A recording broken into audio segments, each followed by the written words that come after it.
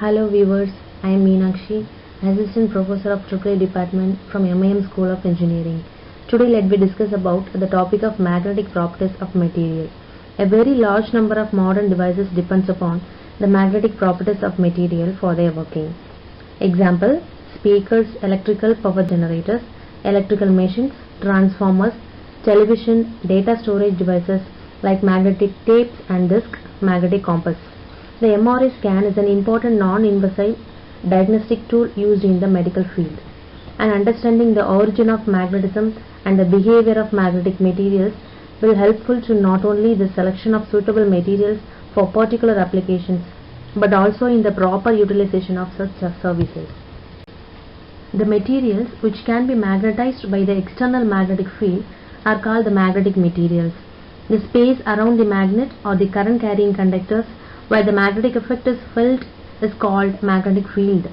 So this is also classified into 5 types: diamagnetic, paramagnetic, ferromagnetic materials, antiferromagnetic materials, and ferrimagnetic materials are called ferrites. Before going to discuss about the types of magnetic materials, we need to understand some basics about the magnetic properties. First one is magnetic dipole moment. The magnetic dipole moment of a magnet is the product of magnetic pole strength and the distance between the two poles. It's classified into 2 types. One is orbital magnetic moment and spin magnetic moment. An orbital magnetic moment is due to the orbital angular momentum. The spin magnetic moment is due to the electron spin. The second basic parameter is magnetic permeability.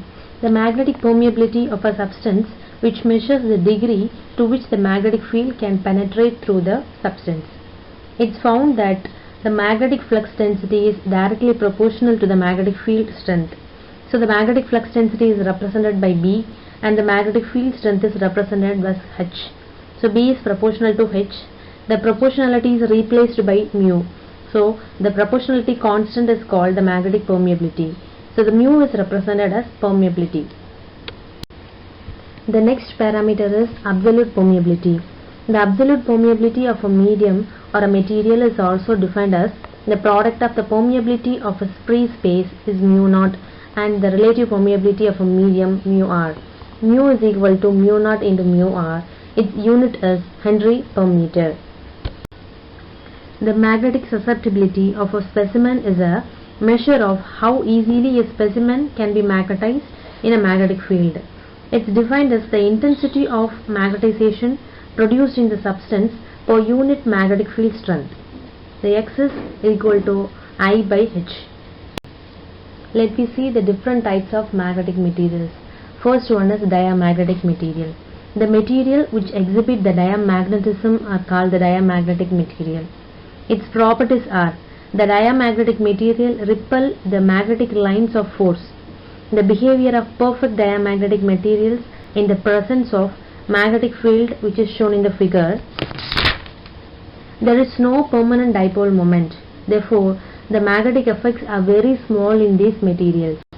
The magnetic susceptibility is negative and it does not depend upon the temperature and applied magnetic field strength. Example, gold, germanium and silicon. The second type is paramagnetic material. The paramagnetism is a form of magnetism whereby some materials are weakly attracted by an externally applied magnetic field. For example, manganese sulfate. Its properties are: for the paramagnetic materials attract the magnetic lines of force. They possess the permanent dipole moment. The value of susceptibility is positive and it depends on the temperature. Its spin alignment which is shown in the figure. The next type is ferromagnetic materials. This material shows the spontaneous magnetization. That is, they have a magnetization even in the absence of external magnetic field. Most of the ferromagnetic materials are metals. Common examples of ferromagnetic substances are iron, cobalt, nickels and etc. The metallic alloys and rare earth magnets are also classified as a ferromagnetic materials. This indicates that there is a strong internal field within the materials which makes the atomic magnetic momentum align with each other. This phenomenon is known as ferromagnetism. The fourth type is Antiferromagnetic materials. In antiferromagnetism, the magnetic momentum of the crystal cells are equal in magnitude but opposite in directions. So, they cancel out each other. This gives the net magnetization is zero. Its properties are the adjacent magnetic dipoles are aligned to antiparallel. The antiferromagnetic susceptibility is mainly depends upon the temperature. The last type is ferrimagnetic materials. There are some magnetic materials in which the magnetic moment of two sublattices are opposite in direction but not exactly equal in magnitude because of the two different types of ions in the lattices. Such crystal possesses the spontaneous magnetization and exhibits most of the properties of ferromagnetic materials. This uncompensated antiferromagnetism is known as ferromagnetism. Then the properties of ferrites are: the ferrites has a net magnetic moment. Above Curie temperature, it becomes a paramagnetic materials and it behaves as a ferrimagnetic materials at below Curie temperature. The susceptibility of ferrites are very large and positive, and the spin alignment is antiparallel of different magnitudes, which is shown in the figure. Mechanically, it has a pure ion character. They have high permeability and high resistivity. They have a low eddy current losses and low hysteresis losses. This topic explains the domain theory of ferromagnetism. The group of atomic dipole organized in a tiny bounded regions in the ferromagnetic materials are called magnetic domains. The ferromagnetic material contains the large number of domains. In each domain, the magnetic moments of atoms are aligned in the same direction. The domain in the region of ferromagnetic in which all the magnetic moments are aligned in to produce the net magnetic moment in one direction. It behaves like a magnet with its own magnetic moment and axis. The next topic is domain magnetization. We know that the unmagnetized specimen, the domains are randomly oriented and the net magnetization is zero. When the external magnetic field is applied, the domain aligns with the direction of field, resulting in the large net magnetism of a material. There are two possible ways in which the domains are aligned in the external field direction. One is the moment of domain wall, another one is the rotation of domain wall. The moment of domain walls are also classified into three ways: random domain alignment, domain wall with moment, the domain rotation. This topic explains the different types of energy involved in the process of domain growth.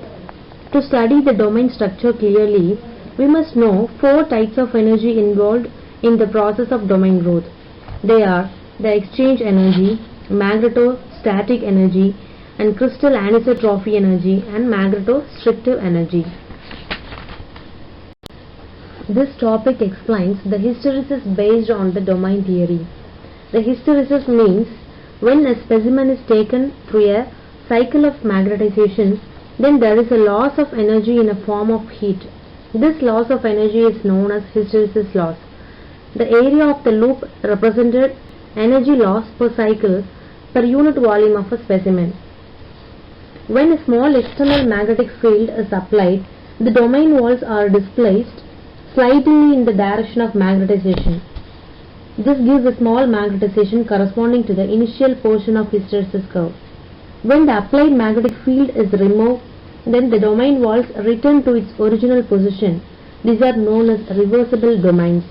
If the magnetic field is increased, the large number of domains contributed to the magnetization, and thus the magnetization increases rapidly with H.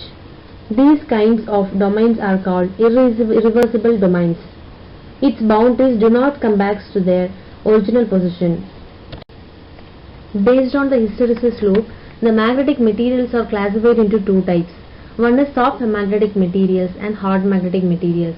The soft magnetic materials can be easily magnetized and demagnetized, but the hard magnetic materials are difficult to magnetize and demagnetize. The soft magnetic materials having high permeability, and the hard magnetic materials also having low permeability. The magnetic energy stored is not high in the soft magnetic materials.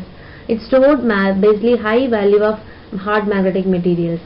The coercivity and retentivity is very small in soft magnetic materials because the hysteresis loop is also very small. But the coercivity and retentivity is a very large value in the hard magnetic materials. The eddy current loss is also small. The eddy current loss is high in the hard magnetic materials. The domain walls are easily to move, but the domain walls are very difficult to move from hard magnetic materials. So these are all the different classifications of soft and hard magnetic materials. Let us see some applications of magnetic materials. The first one is computer data storage. The magnetic materials are used for recording, reading of the audio and video signals. They are also used in the storage devices such as magnetic tapes, floppy disk and hard disk. The magnetic tape is one of the most popular storage medium for data recording. It consists of a strip of plastic tape over which the ferrous or ferro oxide is coated. The data storage of a magnetic tape is read out by the read and write head when the tape moves across the head. When the magnetized spot reaches the read head, the storage cell induces the small signal in the head. The magnetic tape is easy to handle and it's portable. The more compact and easier to handle, and it's considerably cheaper than other devices. And the another application of magnetic materials are magnetic hard disk. The hard disk is used for storing a large amount of information. This disk is available in different sizes such as 3.5 inch, 5.25 inch and 8 inches. The hard disk is completely sealed and it's protected from the dust particle. This hard disk is also known as Winchester disk. It has very large storage capacity and more files can be permanently stored. Okay friends, I hope you all get some clarity in magnetic materials, types, examples, properties and its applications in this session. Okay, bye and see you in another session.